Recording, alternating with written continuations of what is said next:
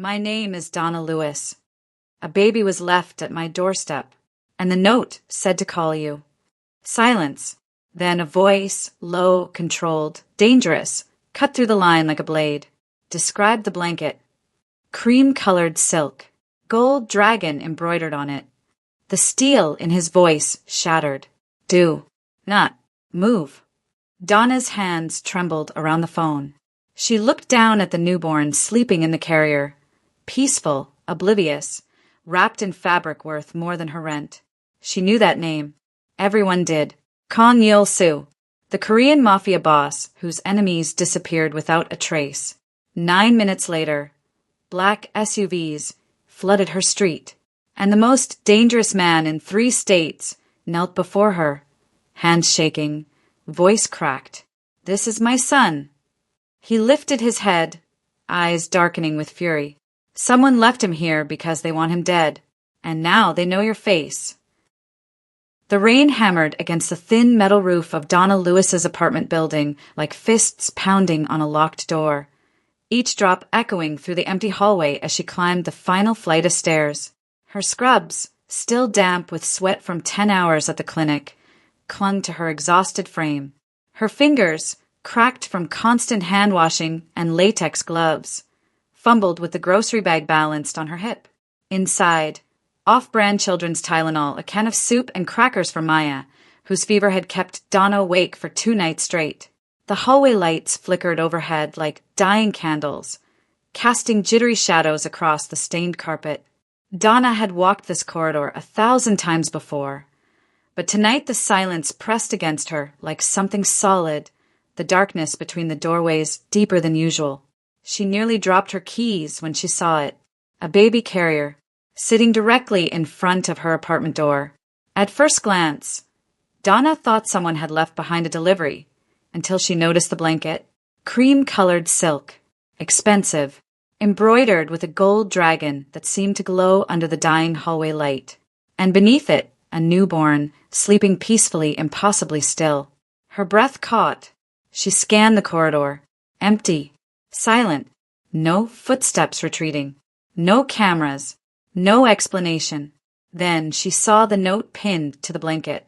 2 words, handwritten in sharp black ink. Call Kang Yeol-soo. Donna's stomach dropped. She knew that name. Everyone in the city did. Kang Yeol-soo, the Korean Mafia boss whose empire stretched across 3 states. The man whose enemies disappeared without a trace.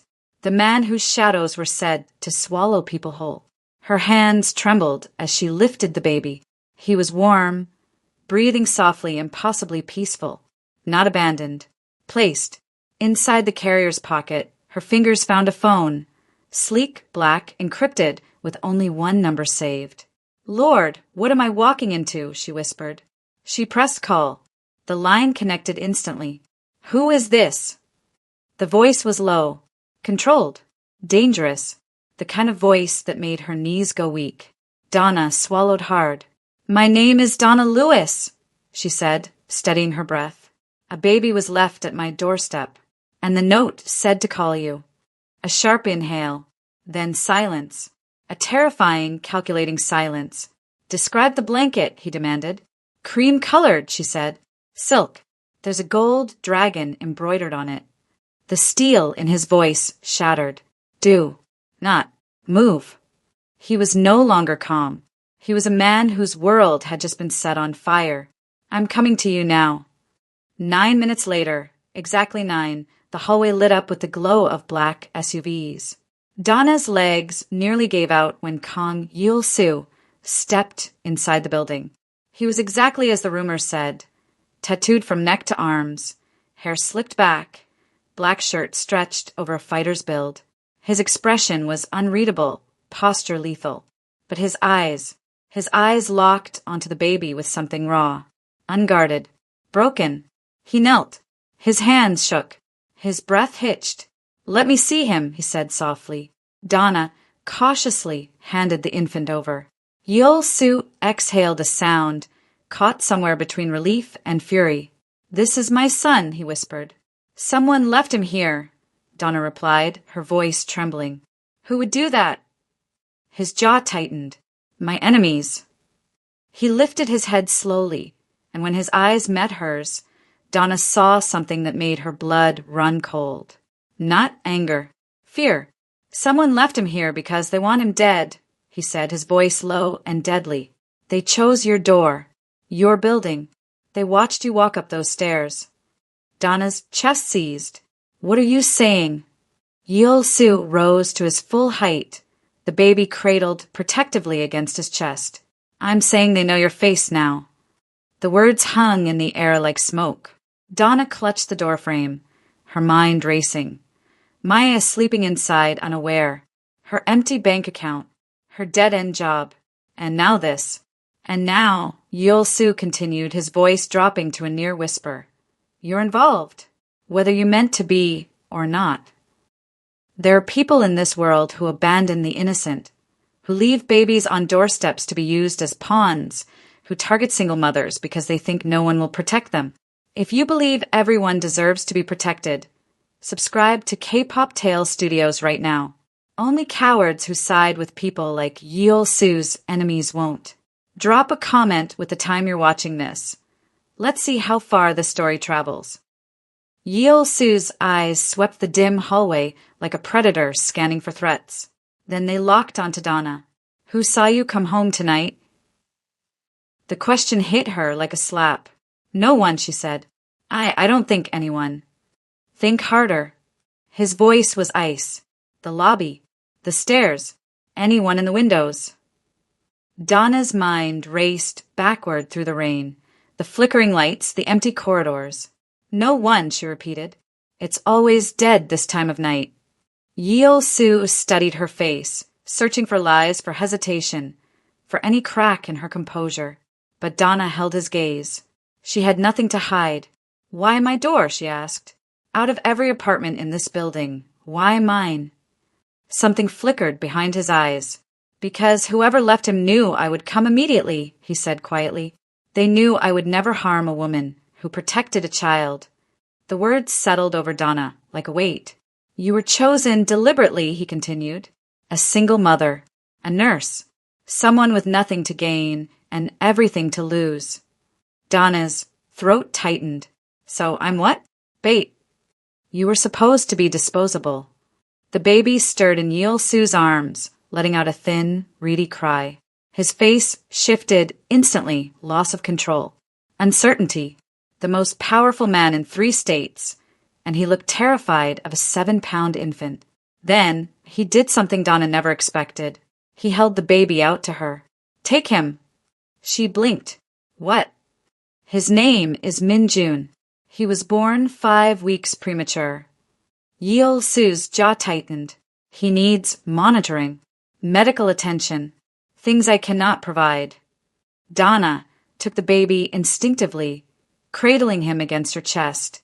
Min-jun's cries softened immediately, his tiny fingers curling around the fabric of her scrubs. He needs a hospital, she said. Not me. Hospitals ask questions, file reports. My enemies have people everywhere. Before Donna could respond, Min-jun's breathing changed. Shallow, rapid, his tiny chest rising and falling too fast. Donna's training kicked in before her fear could catch up. She adjusted his position, tilting his head back slightly to open his airway. Her fingers found his pulse, thready but steady. He's not getting enough oxygen, she said, keeping her voice calm. Could be immature lungs, could be the cold. I need to warm him properly and monitor his breathing. She moved past Yeol-su into her apartment without waiting for permission. Inside, Maya slept peacefully on the couch, thumb in her mouth, oblivious to the chaos unfolding around her. Donna grabbed a clean towel, wrapped Min-jun snugly, and positioned him upright against her shoulder. Within seconds, his breathing began to stabilize. Yeol-su stood frozen in the doorway, watching her work. You've done this before, he said. I'm a NICU-trained nurse. Donna didn't look up. Premature babies were my specialty before I transferred to general care. Silence stretched between them. When she finally turned around, something in Yeol-su's expression had shifted. The cold mask had cracked, just slightly, revealing something beneath. Desperation, grief, and something else Donna couldn't name. "I need you to care for him," he said. Donna's stomach dropped. "Excuse me. You are the only person I trust with him now. You don't even know me. I know you called me when anyone else would have walked away. I know you protected him before you knew who he belonged to. I know you just saved his life with your bare hands, while I stood there useless." His voice was raw. "My organization is compromised. I don't know who betrayed me, who told my enemies about Min Jun's existence. Until I find them, I cannot trust anyone inside my own house." Donna shook her head. "I have a daughter, a job, bills I can barely pay. I can't just. I'll triple whatever you make at the clinic. Your daughter comes with you. Private security, private tutoring, anything she needs." "This isn't about money. Then what is it about?" Donna looked down at Min Jun, now breathing peacefully against her chest, then at Maya, still curled on the couch, innocent and unaware. "If I say no," Donna said slowly, "what happens to me?" Yeol Su held her gaze. "I walk away, and I still protect you." She frowned. "Why?" "Because my son was left at your door. That makes you my responsibility, whether you work for me or not." It wasn't a threat. That's what scared her most. It was a vow. Donna looked at Maya again, thought about the photograph that might already exist, her face, her building, a crosshair over her chest, thought about her empty bank account, her useless door lock, her landlord who wouldn't fix the broken window latch. She couldn't protect both children alone. "Okay," she whispered. Yeol Su exhaled. Loss of tension she hadn't realized he'd been holding. "Pack lightly," he said. "We leave within the hour."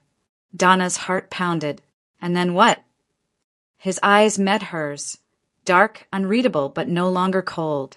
"From this moment," he said quietly, "you're under my protection." Some people think single mothers are easy targets, that no one will fight for them, that they can be used and discarded without consequence. If you believe mothers like Donna deserve protection and respect, subscribe to K-Pop Tales Studios right now and hit that notification bell. Only those who side with cowards and predators will scroll past. Comment the time you're watching and tell us, would you have made the same choice Donna did? The steel gates parted like the jaws of a beast, and Donna's breath caught in her throat. Yeol Su's estate sprawled before her, a fortress of stone and shadow, surrounded by walls that could stop bullets and silence that could swallow screams. Armed guards lined the entrance, their eyes tracking the SUV as it rolled up the long driveway. Each one stood motionless, weapons visible, faces blank. Maya pressed closer to Donna's side, clutching her stuffed rabbit. "Mommy, is this a castle?" Donna swallowed. "Something like that, baby." The vehicle stopped in front of a mansion that looked like it belonged in another world. Marble columns, darkened windows, ivy creeping up the walls like veins. Beautiful and terrifying in equal measure. Inside was worse. Silent corridors stretched in every direction, lined with locked doors and security cameras that blinked red in the shadows. The staff they passed, maids, guards, men in suits, all stopped to stare at Donna.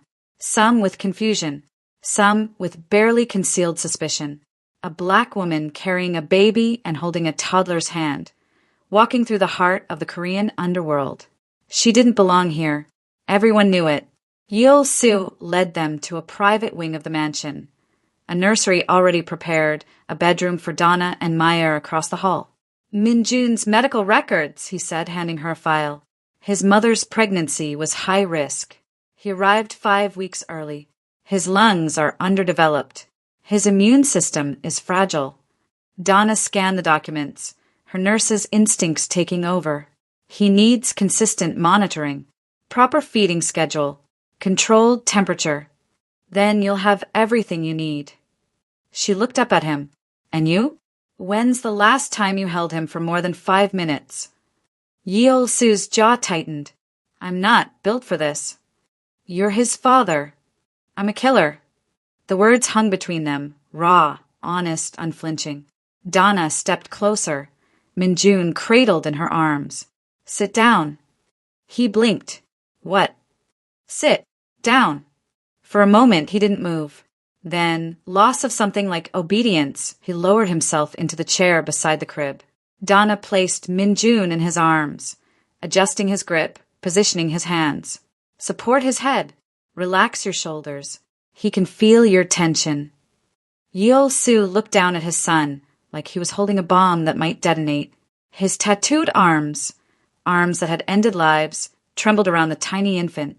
He's so small, he whispered. He's stronger than he looks, Donna said. Like his father, I'm guessing. Something flickered in Yeol-su's eyes. Gratitude. Vulnerability. A crack in the armor he wore like a second skin. For a moment, he was just a man terrified of failing his son. But the mansion never let Donna forget where she was. Late at night, she heard voices drifting through the vents, sharp, urgent, dangerous. The shipment was intercepted.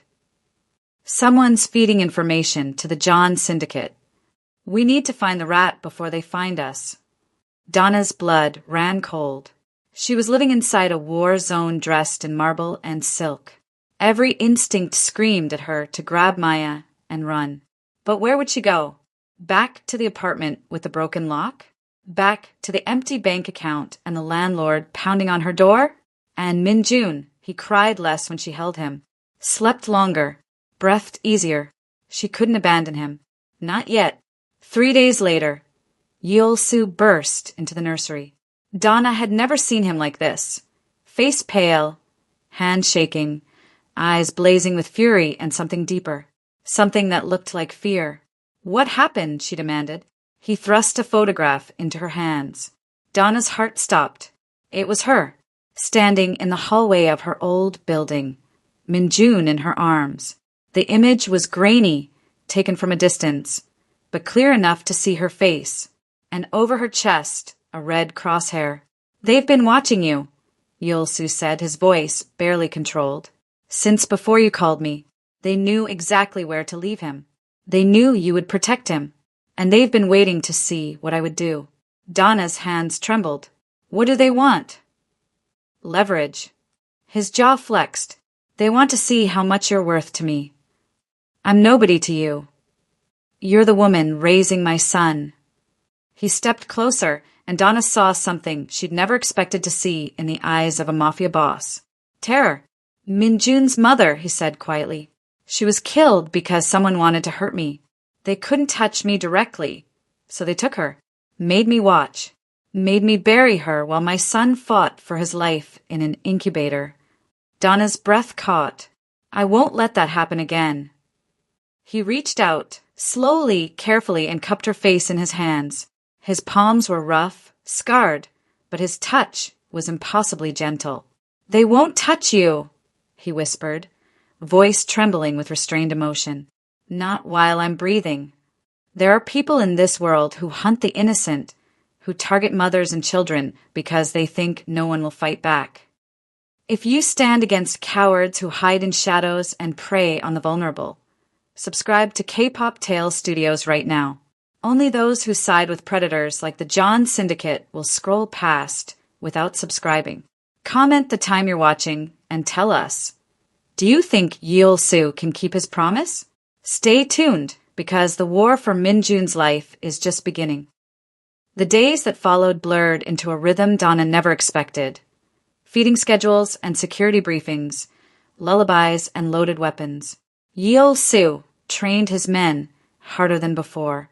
She heard them in the courtyard at dawn, running drills, sparring, preparing for something that felt inevitable.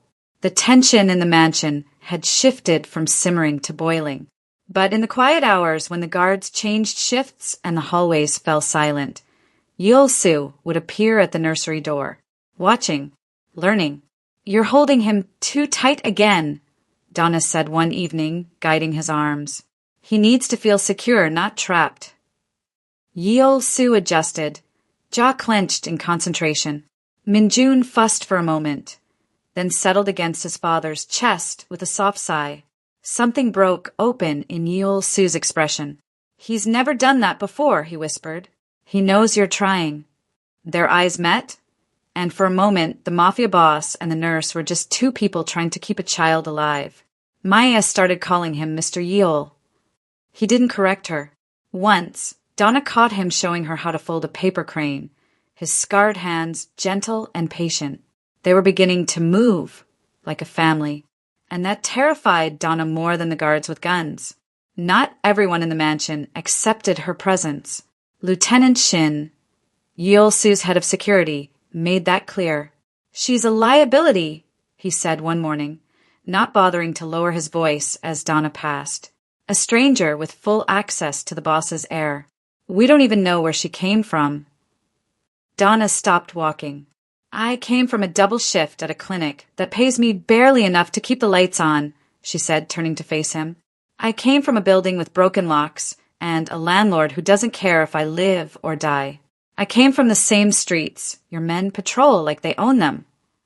Shin's eyes narrowed. "And now I'm here because your boss asked me to keep his son alive, which I've done every single day while you stand around questioning my loyalty." She stepped closer. "So unless you want to explain to him why you're harassing the woman he trusted with his child, I suggest you find someone else to interrogate." Silence. Then footsteps behind her. Yeol-su. He looked at Shin with an expression that could freeze blood. "Is there a problem?" Shin straightened. "No, boss." "Good. Because if I hear you disrespect her again, you won't hear anything else." He walked away without another word. But Donna saw it, the flicker of something warm in his eyes as he passed her. Pride. The contrast never stopped jarring her. 1 hour, she was warming formula and checking Minjun's oxygen levels. The next, she was watching Yeol-su in his office through a cracked door, voice cold as steel, ordering things she didn't want to understand. "The John Syndicate hit our warehouse in Busan. 3 men dead. Find out who talked, and make sure they don't talk again." This was his world. Blood and loyalty. Power and consequence. And she was raising his son in the middle of it. The attack came without warning. One moment Donna was putting Maya to bed. The next, loss of glass exploding inward. Bullets tearing through the walls like paper. Maya screamed. Donna grabbed her, snatched Minjun from the crib, and dropped to the floor. "Stay down, baby. Stay down." Gunfire erupted from every direction, inside and outside the mansion. Shouts, running footsteps, the deafening crack of returned fire. The nursery door burst open. Yeol-su, blood on his shirt, gun in hand, eyes wild. "Come with me. Now." He grabbed Donna's arm, shielding all 3 of them with his body as they ran. Bullets bit into the walls behind them, plaster raining down like snow. They reached a hidden door, loss of reinforced steel behind a bookcase, and plunged into a narrow corridor beneath the mansion. Emergency lights flickered overhead. Maya sobbed against Donna's chest. Minjun wailed, and Donna's legs finally gave out. She collapsed against the wall, shaking, gasping, tears streaming down her face. I can't do this." Yeol-su knelt beside her. His hands, still gripping the gun, trembled. "You're safe," he said, voice cracking. "You're safe. I've got you. They almost killed my daughter. They almost." "I know." He pulled her against him. Minjun and Maya pressed between them. "I know." For a long moment, they stayed like that. 4 people huddled in an underground hallway, breathing together, hearts pounding in unison. "You are part of my family now," Yeol-su whispered against her hair, "whether you want it to be or not. And I will burn this city to the ground before I let them touch you again." They emerged hours later, after the gunfire stopped and the bodies were cleared. Yeol-su's lieutenant approached with a phone. "Message from the John Syndicate, boss." Yeol-su took it. Read the screen. His expression didn't change, but his eyes ignited with something Donna had never seen before. Pure, undiluted murder. "What does it say?" she asked. He turned the phone toward her. 1 line. "Give us the woman. Keep the baby." There are people in this world who think mothers are bargaining chips. Disposable, replaceable, worth trading away like property. If you believe Donna's life matters as much as anyone else's, subscribe to K-Pop Tales Studios right now. Only those who side with monsters like the John Syndicate will scroll past without hitting that button. Comment the time you're watching and tell us, what would you do if you received that message? Stay tuned, because Yeol-soo is about to show them exactly what Donna is worth to him. The trap was perfect. A guard Donna trusted told her Maya needed air, that the garden courtyard was clear. She didn't question it. She just wanted her daughter to see the sky. They never made it past the gate.